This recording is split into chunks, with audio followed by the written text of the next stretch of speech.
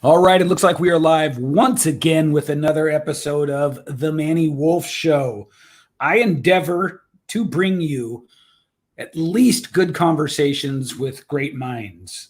So far, I've been very fortunate that all the minds have been great.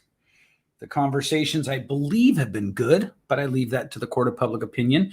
Today, I have with me Josh Long. Josh, how are you, man? Doing great, Manny. Good. Glad to be here. I'm really glad you're here. We've known each other in some fashion for about 3 years now, I think. And lately I feel been connecting quite a bit, sort of as we alternately duck and cover or come out in the sun and state our piece on this whole sort of global pandemic thing. And not so much that as all of the surprising, maybe it's not even surprising, all of the shocking behavior that we're seeing around it. I do want to talk a little bit about who you are professionally and what you do, at least to give us context, but I feel like our conversation is going to veer more toward the kind of conversation you and I would have if we bumped into each other. So who are you and what do you do? Yeah, so I'm a consultant. I help small businesses, primarily B2B companies that are floundering around in the 7-figure desert, as I call it. They're stuck at some revenue plateau. And I work with their owners to get them to 10 million or more. That's my primary focus. Not all businesses want to grow that high. So I work with other companies that want to stabilize and turn into a cash cow in the $2 to $3 million range. But that's my playground. That's fantastic. I as naive as this may sound, I had no idea some companies didn't want to grow. So they'll get to below 10, but they don't want to grow. Huh. Yeah. There's a huge transition that happens around 2 to 3 million that business owners have to become the owner, the organizational leader. They can no longer be the harebrained entrepreneur.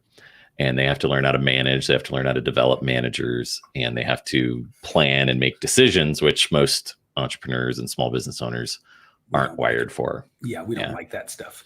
That's fascinating. And it's better to have a $2 to $3 million company that runs really well, that you can keep your finger on the pulse, than to have a $5 million company that just burns you out. I've actually never met an owner of a $5 million company who was happy. No kidding. Now, what about it's like a no man's land until they get up to 10 million. Okay, that's what I was just going to ask. Is that because there is a real sort of what got you here won't get you there? 100%. Yeah. So most business owners are used to playing whack-a-mole every day. And they just putting out fires every day as they're coming. Yeah. But as you get to 5 million, the moles are now this big and you can't just whack them. So they require actual thought and planning and downstream effect perspective. And since you haven't developed that skill as an owner to manage those things, and you haven't developed managers that you can actually delegate those things to, everybody gets stuck waiting on you for the answers. Yeah. Interesting. This may be a timely conversation for me, and I'm not at the $5 million mark yet, but I can see one of the things that I flatter myself I'm good at is looking ahead. And seeing where the things that are little drags now might become, or little victories now, might sort of exaggerate as things grow. So what's the number one thing that you have to work with people on? Like I get conceptually what it is. It's teaching you how to be a CEO, right? Exactly. Yeah. Yeah. So what is that comprised of? Like, what's the biggest thing that I'm not going to want to do that you're going to really require that I need to do? Yeah, I think it's actually getting to the point of, I say that when you're over 2 to 3 million, you have to communicate about 400% more than you think you do. Okay. Because you're having conversations in your head already, but those conversations don't count. Right. And then you've got more people than you can shout at in a room that can hear you, because you're no longer that small to have everybody in the same office and kind of hear the conversations you're already having and pick up kind of by osmosis what's going on.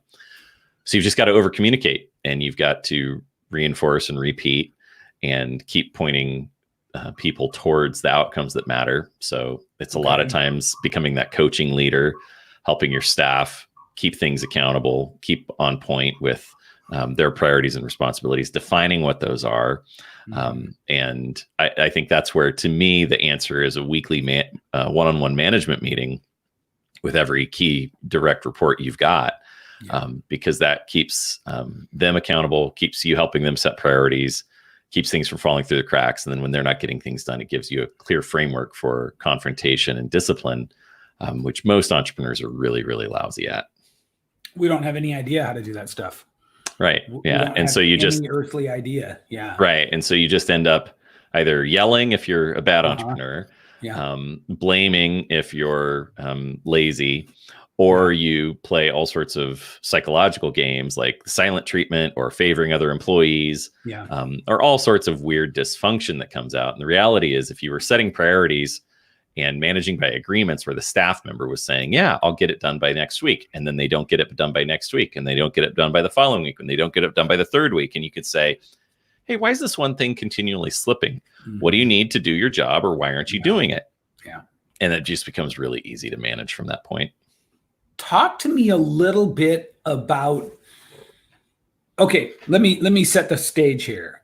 When you're in the thick of it, and the editorial you, not you, Josh, but the editorial you, when you're in the thick of it, it seems like such a small thing to simply say what you need done versus getting the other person to speak it and take the commitment, right?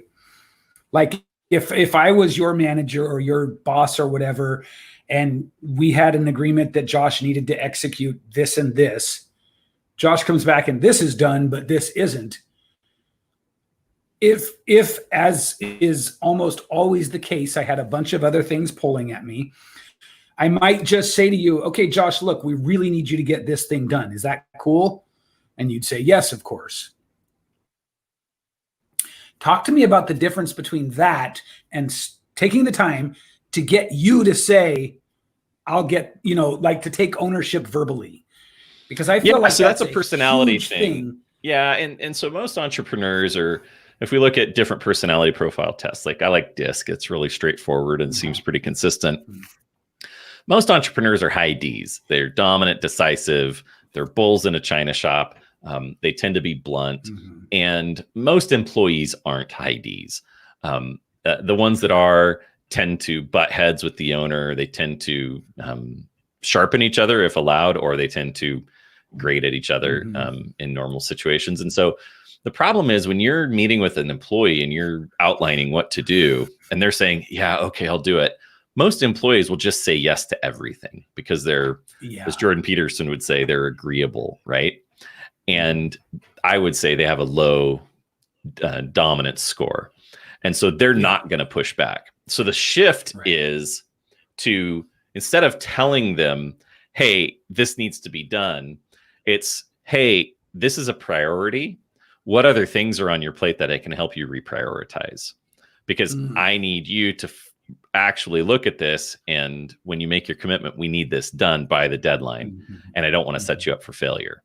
So again, that sentence took about 4 times more length than do this now.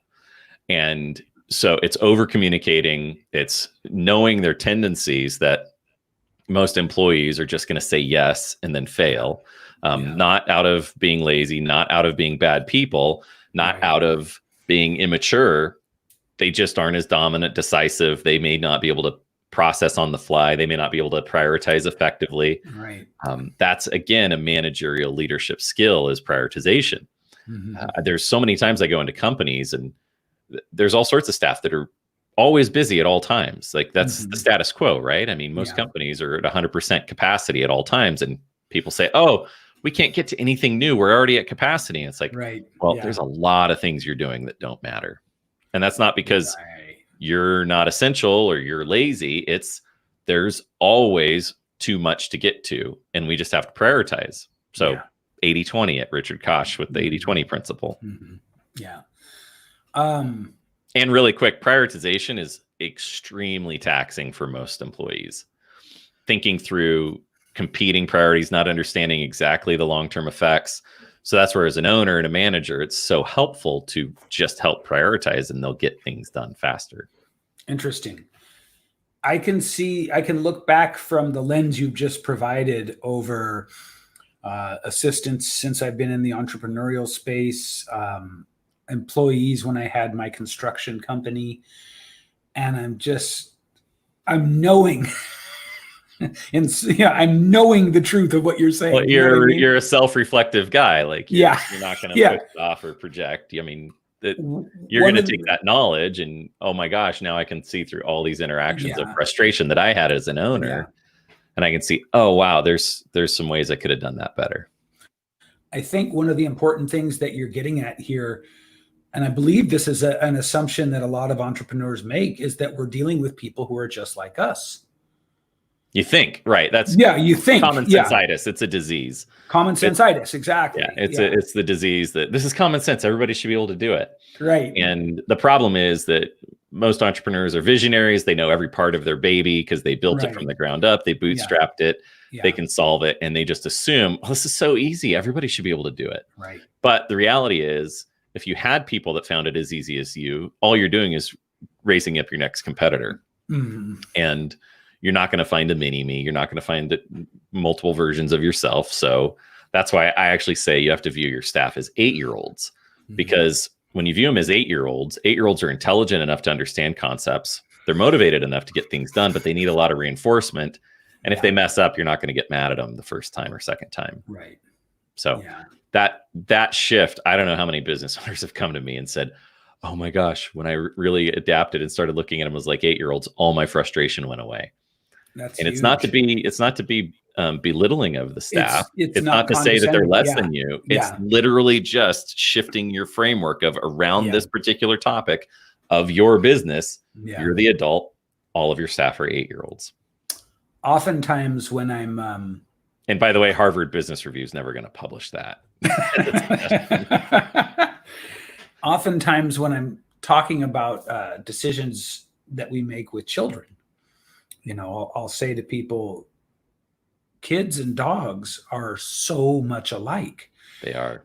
And they always meet that the wrong way. It always gets taken the wrong way. So I have to go, no, look. Like from the body language cues you send to the tone of voice cues to the just the simple, raw, almost pure and beautiful, like if you don't take the dominant energy, they'll do it. They will, and they'll run with it. Yeah, and I think that's why, my wife and I, we watched a lot of Caesar Milan, the dog whisperer, before we had kids. And we had a bull terrier.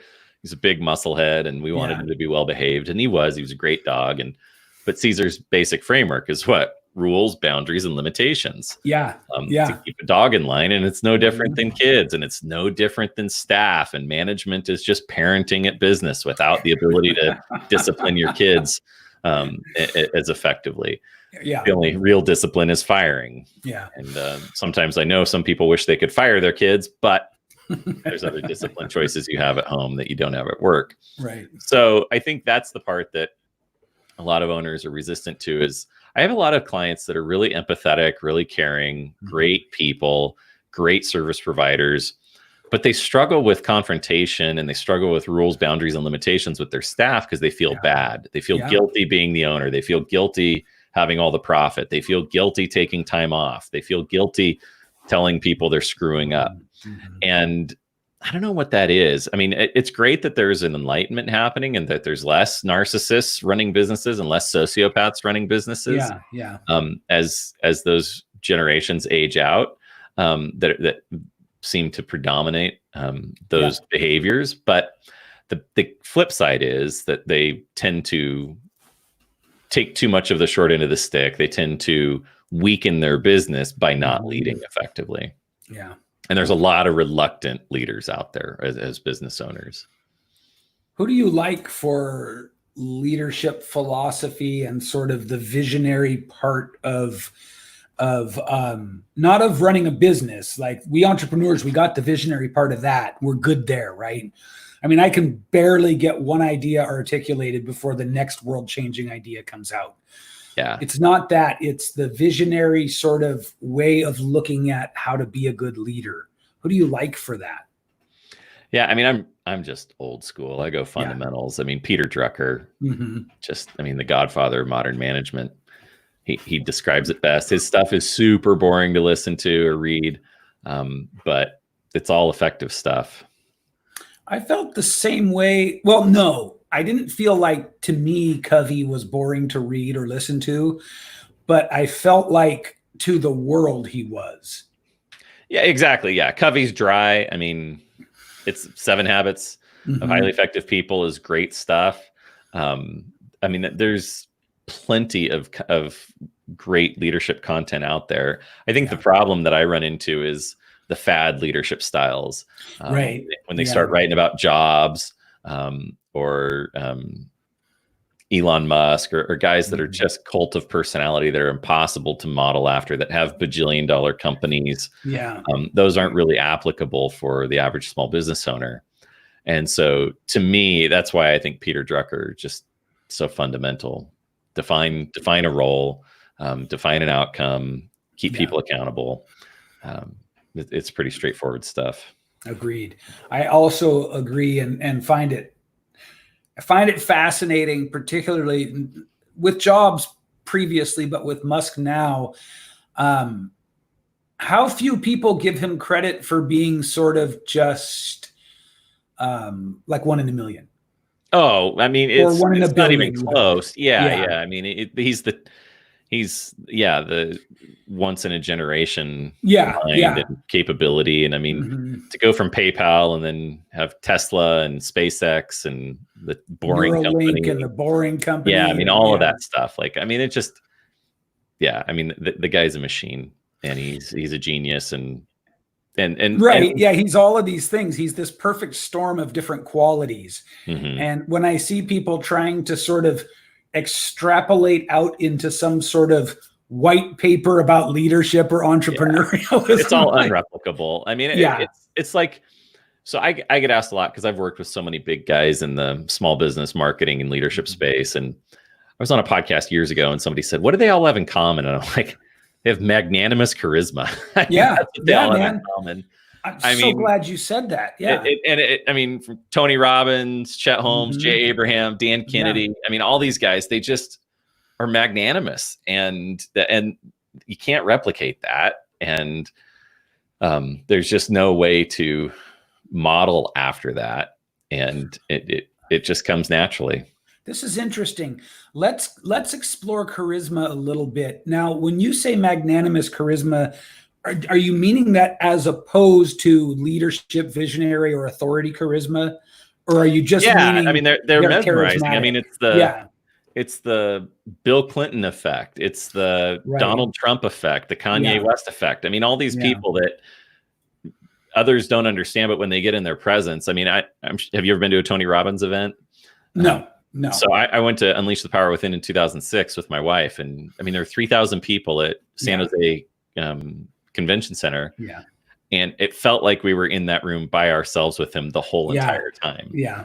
And it's like, how does he do that? I mean, I'm sure Jim Jones was that way back in the 70s, right? I mean, David Koresh. I mean, all these guys that, thankfully, Tony's not a cult leader and not doing nefarious things with his influence. He is a cult leader, but but he's not doing. I don't think he's doing nefarious he's not harming. things. Yeah, he's not harming humanity with it. I think he's altruistic. Yeah, and so I think that's the common trait that all of these people have is when you. I mean, I remember one time I was in Dan Kennedy's world. I was one of his business advisor franchisees or whatever, and I was at a conference and he's talking to this gal and he says, "Yes, Stephanie. Well, I think you're right." And she goes, "Oh my gosh, I can't believe you remembered my name." And in Dan's curmudgeon way, he says, "Well, you're wearing a name tag." But I mean, it's just these little psychological understandings that these guys get so naturally. I think that, I mean, as it happens, I'm preparing to do a summit with another friend of mine, and it's going to be all about charisma, all about the fundamentals of charisma. The thing that Tony does better than anyone else is he balances strength and compassion. Mm-hmm. That's what makes him so charismatic. Now, with that, he's got NLP and hypnosis and all this other stuff, and being 6'7" is actually a very, very helpful. Right? Oh, yeah. I mean, you tall don't guy. have I mean, to be. throughout history, like how many military and political leaders were chosen just because they were tall? Yeah. Yeah. And you don't have to be tall to be charismatic, but it really sure helps. It really helps. Yeah. Yeah. I really love that you said that. And I think that from that perspective of the components of what constitutes charisma from one person to the next, out of everybody you mentioned, I find Elon Musk to be the most outlier of all of them. Tony, I get, because I've been digging on Tony's work for 25 years, as we all have, right? And you remember, he started off thin, bad hair, huge teeth, still really charismatic, and he refined himself, and we got to watch it over 30 years or whatever it is. Elon Musk very much forced himself into the public part of his persona. Like, he learned that, because by his own admission, he's an engineer. Oh, and he's so awkward at times. Yeah. Probably. I mean, every time he does Tesla does a reveal, it's like, oh God, you need a speaking coach. Oh yeah. I mean, but if you go from like issues on that front, if you go from like the public reveal of the X to the public reveal of the Y, he's learned how to play on his own sort of halting, unsure speech. Like that's a Steve Jobs level transformation. Yeah, for sure. And Jobs, I find him fascinating when it comes to charisma too, because he spent thousands of dollars to learn that stuff. He realized, here's what I think is cool. He realized that there was virtually nothing he would do that was more important for Apple as a brand than standing on the stage with the black turtleneck on. Right. Yeah. The single most powerful thing he could do. Exactly. So he hired, he studied vaudeville. He hired speaking coaches, like all of that simplicity that like, it's so simple. It almost hurts how beautiful it is. Right. When you watch those reveals, like when he pulls the first little iPod out of his pocket, it's so simple and so beautiful that it's like, God, it's like a masterpiece, but that wasn't Steve Jobs when he started. No. He was, and most of these executives aren't, and most of them get coached, and it helps tons. Yeah, totally. As you may have figured out, I'm fascinated by that stuff. Yeah, no doubt. I mean, if I had to do it all over, it'd be a psych and history double major. Yeah. Understanding how human behavior works and how it's been repeated in the past to get out ahead of it in the future, I think is the best way to get through life, especially as a entrepreneur or organizational leader. Well, that's a hell of a segue. So Josh, what's going on in the world today, my friend? Yeah, I think we're all asking that question. I think the amount of attack vectors in the media right now coming at us with fear-inducing topics has created quite an unstable situation.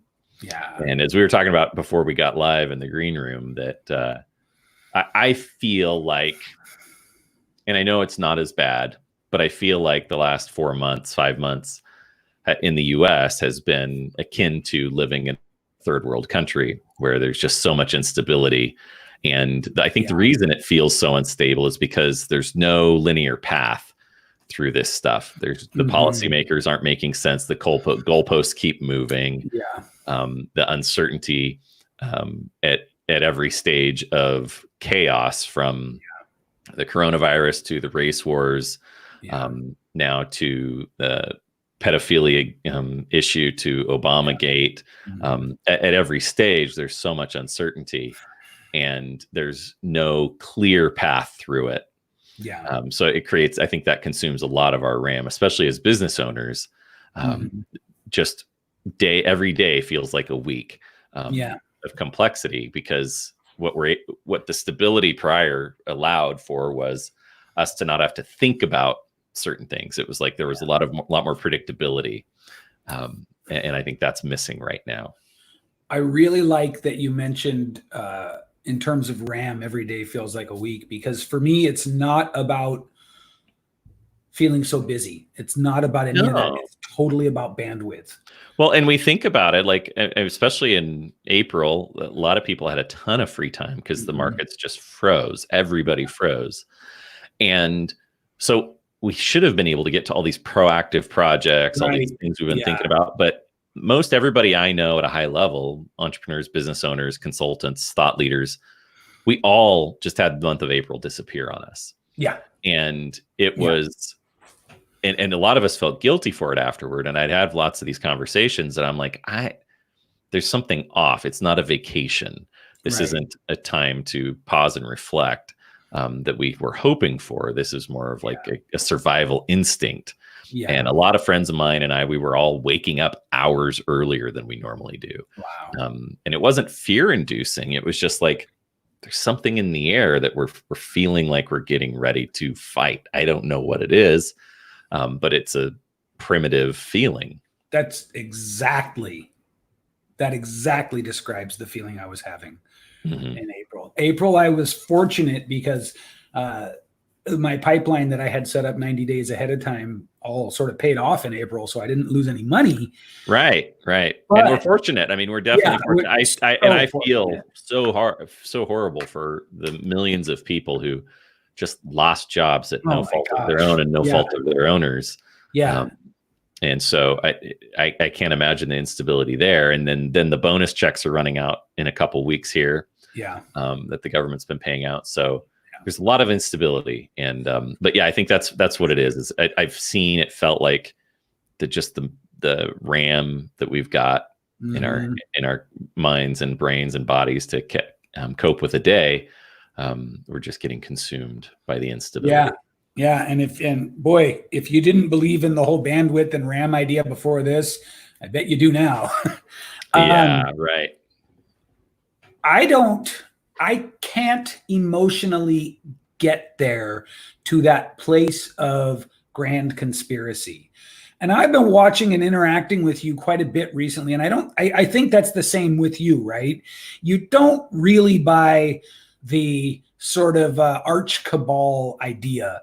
And whatever way it shakes out. You know what? Yeah, it's all beyond my pay grade, I say. Like, I mean, there's so much stuff that's entertaining and interesting. And if I could write the whole script and go down the tinfoil hat and just sail off into the sunset, and I were the script writer of this simulation, I would say that JFK Jr. is actually alive, and he comes out in October and pulls the string all the way back to his dad, and every idea that every person's ever thrown out just topples over in the process. But short of that, I mean, I think Occam's razor is a good solution. That the simplest answer is usually the right one, and that I don't remember what's the other one where they talk about this: never attribute malice what can easily be attributed to stupidity.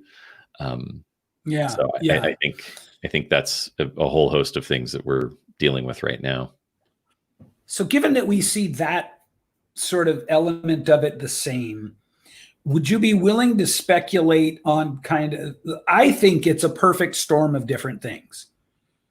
That's what I think it is. Without getting into any sort of cosmic level of why it's happening, I think that the virus came, media did their one job. Like, media has one job, and that's to get clicks.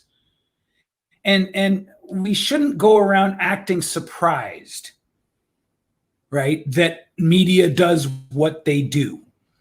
You got one it's a kid, self-fulfilling loop. I mean, you got that one kid in high school who everybody avoids because if you look at him wrong, he's going to hit you. Right. And it's only because it's the only trick in his book. Right. It's the one thing he does. And media is just like that. So media came along and whipped this thing up. This is my sort of assessment.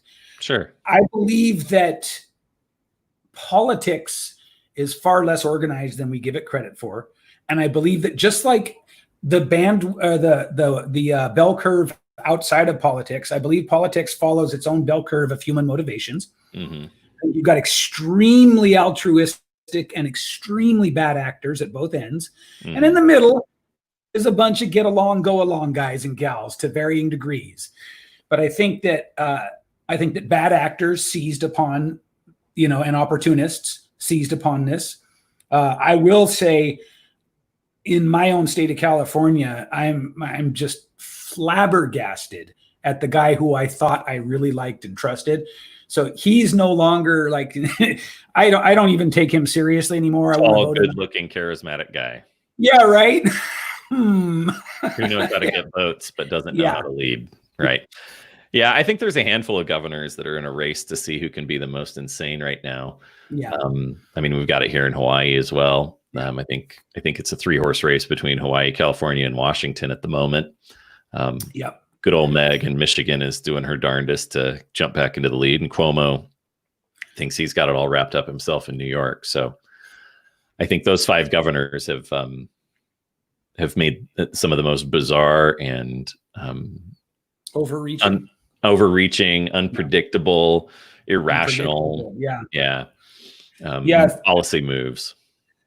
And I think that I want to get back to sort of my explanation of everything that's happening, but that unpredictability and irrationality, boy, that is not a good look on a public official, is it? Well, and I think this is where, I've got some friends and family that want to argue this stuff with me, and I look at data, and data is all unreliable. And I mean, from Tanzania's president testing a papaya and a goat, and those coming back negative or positive, to all sorts of misinformation. The data is wrong and bad, and it's been wrong since the start. But they keep making decisions based on this data and projections of what this data might come into. And so I keep saying that all politicians have proven is that they're really good at getting votes. Yeah. That's it. I mean, they're not good at strategic planning. They're not good at downstream effects. They're not good at crisis management. They're not good at communicating. I mean, the lieutenant governor here in Hawaii, he constantly says, I wish I could tell you all that's being discussed, all that's being planned. But the governor wants to keep it on lockdown and keep it a surprise and keep kicking the can down the road. Which is what we really need right now, is a surprise. Right. That's what we could really use as a nation. Yeah. But to get back to my sort of explanation of things, there are those who feel like the George Floyd incident and the ensuing looting and rioting and racial stuff was manipulation. I have a hard time not looking at the Google trends data that shows in 2016 Black Lives Matter spiked and then fell out of the worldview. And I actually had a friend repost a post of mine I made in July 9th of 2016. And I was trying to speak some sanity into the world, into my friends. And I read that actually. The world was in an uproar. And I remember Dallas police were being shot in downtown Dallas over this police brutality stuff. And so police were getting shot. Black people were getting killed by police. All was in the news. And it's like, why is it that only every 4 years this becomes the narrative? So that's the stuff to me that I don't have answers to. It's just quite coincidental. That's the stuff that to the what we might call the sort of educated layman, right? We didn't just fall off turnip trucks, but we don't claim to have access to the inner workings of the thought processes of the political machine. Right. But it is odd. It is odd and somewhat disturbing that there is a virus every election year. Like that ought to be given a little more attention. This one, guys, I mean, you hit it out of the park. This is a grand slam with the bases loaded. This is better than the others. And I was talking to a friend yesterday about if I were Stephen King writing a horror novel about a virus, the one feature that I would make about it is that asymptomatic carriers can spread it and they don't even know they have it. Right. That one feature of this virus, if proven to be true, which I still don't have enough data, still don't have enough evidence that asymptomatic carriers pass it on. But if that ends up being true, that is, I think, the first time in world history that a virus has ever had that trait. Right. And so, it's never been a thing before. Yeah. So again, quite a coincidence that it happens to come out right now, and it happens to come out with that one feature that creates instability across the board and uncertainty and fear in a lot of people, that they're worried that they might have it and might give it to elder family members that make them sick and die, and then live with the guilt of that. So it's quite bizarre when you start looking at it from that lens. Yeah, it's the perfect, like, what is that called? Kafka trap. Yeah. Right. There's no way to even engage with it. Right. Yeah. Trippy stuff.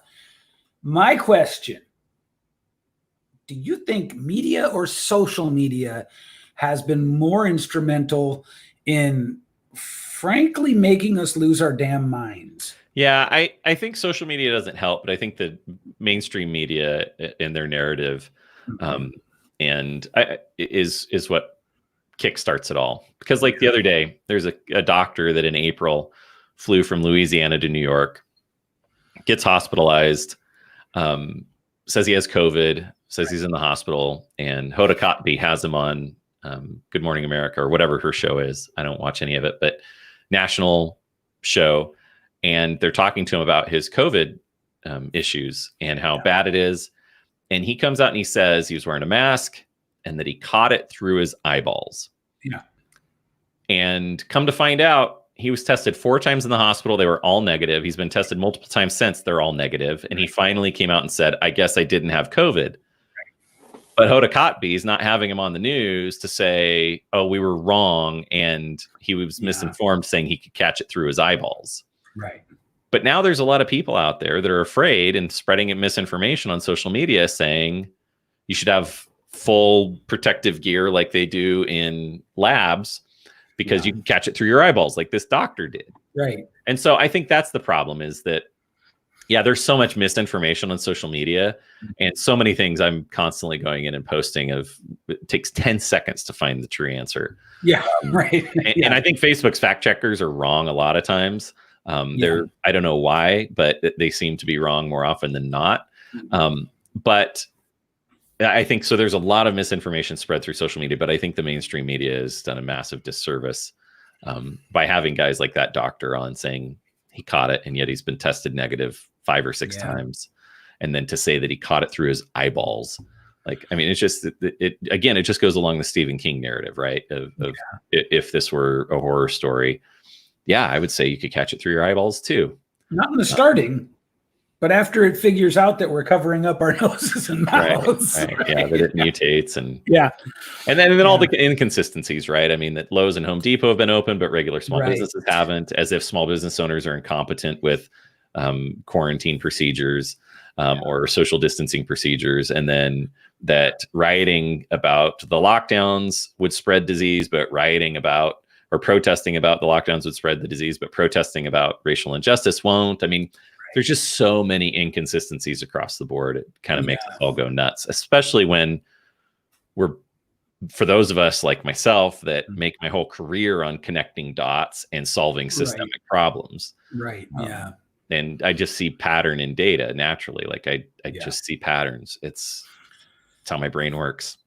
For me, in the sort of apolitical safety of my own home, if you will, I'm often saying that to my wife. It's not that I'm an anti-mask, Second Amendment loving, drunk on my personal freedoms kind of zealot. It's that, particularly in California, but in the larger stage, no one has even tried to stitch together a narrative that makes any sense. No, not at all. And to me, the mask frustration is like, I mean, I was in Costco early on, and there's a woman, she had a shawl over her head. Yeah. And that was counted as a mask. And it had holes this big to look through and breathe through. And you get idiots like Alyssa Milano posting. With the crocheted. She has a crocheted mask. Like, I mean, I worked in an ER for 2 years. I know what personal protective equipment's like. You glove up, you deal with the patient, you throw it away, you wash your hands immediately. Like, there's no biohazard bins for these protective personal equipment stuff, or personal protective equipment stuff. So like, there's just so many inconsistencies across the board. Yeah. My favorite is people who just wear gloves everywhere. I mean, right. Yeah. They clearly don't understand how gloves are supposed to be used. Right. Single use, like, you throw them away. And, coming from the trades, I was a painting contractor for many, many years. And I can tell you that you can put a full face respirator on. Oh, right. Those are, I know where you're going. Yeah. With the carbon cartridges. Yep. And when you take it off after spraying the inside of a house, you're going to have paint here and you're going to have paint here every single time. So I will, in theory, wear a mask as a gesture to my population. That's all it is. It's just a psychological respect. Yeah, it's exactly of alleviating the fears of others. That's all it is. And I mean, exactly. The argument that it reduces droplets, I'll give that. But then again, if droplets are so deadly, right? Then why do we have to stick the nasal swab all the way back to the nasopharyngeal space in our skull? Why can't we just do a cheek swab or a nasal swab if the droplets are so deadly? Again, so many inconsistencies. Yeah. It was a divisive post, but the negative comments were nailing me to a cross for simply suggesting that if every one of us were to learn and execute common sense personal cleanliness protocols, that there probably wouldn't even be an issue. Yeah. Right. The smallest incubation period ever suggested was 48 hours. And it ranged actually more like from 72 hours to 10 days was the range initially. So I'm a huge fan of the neti pot, that 5,000-year-old Indian, nasal rinse thing. And oddly enough, I don't get sick. Right. Right. Well, I mean, living in Hawaii, we just go to the beach and get tumbled around by the waves and have a natural neti pot. Yeah, exactly. And so I said, well, I mean, wouldn't it make more sense if you had any concern whatsoever, you protected yourself? Wouldn't that be logical? And then for the rest of us, what if we would just wash our hands really well twice a day, since we're talking about an incubation period of 48 hours at a minimum, and do a couple of neti pots, one in the morning, one in the evening, and wash your face? Oh my God. People who I thought were thoughtful, critical thinking, friends and colleagues I respected, coming out of the woodwork saying, I am just shocked at your ignorance and all this stuff. And I'm like, I don't know. I have yet to hear any argument to the contrary of the common sense idea I laid out. And then there are so many doctors, and this goes down the conspiracy rabbit hole. I'm excited to hear about Joe Rogan's new podcast coming out on Spotify, or podcast deal coming out on Spotify, because rumor has it that he wanted to have medical professionals on to talk about COVID over the last few months, and YouTube said no, that they would deplatform him. And if that proves to be true, then that's really interesting for a whole host of reasons. Of why was the hydroxychloroquine that President Trump suggested early on, and there've been plenty of doctors saying that they've treated patients with that and it's helped, that the Lancet came out with a completely fabricated article, that a study that said it was damaging actually, and has all been rescinded and gone back. But and then there's a steroid inhaler, Budesonide, I think is the name of it, that is very popular in Japan and Taiwan, but everybody says, oh, it's the masks there that are doing it. It's like, well, but we're not in their hospitals. We don't know what their treatment protocols are like. And, and so the mask just seems like the giant distraction mechanism to get people up in arms. And it's to me, it becomes very quickly the marker of compliance or not, and allows the mob to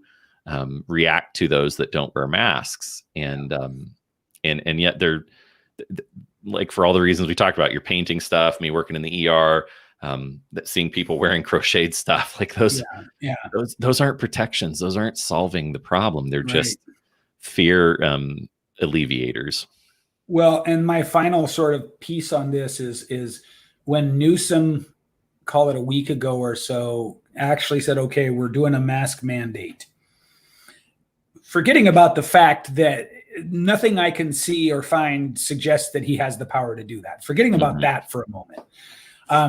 In the mask mandate, it explicitly said bandanas, silk, like pretty much anything. Toilet paper, a sock, you know, like whatever, guys, just do it. Yeah. So, I mean, I just, and that's the place where that's the place where I feel like bad actors have glommed on. 100%. Right. You know, I mean, it's beyond logic and reason at this point. Yeah, exactly.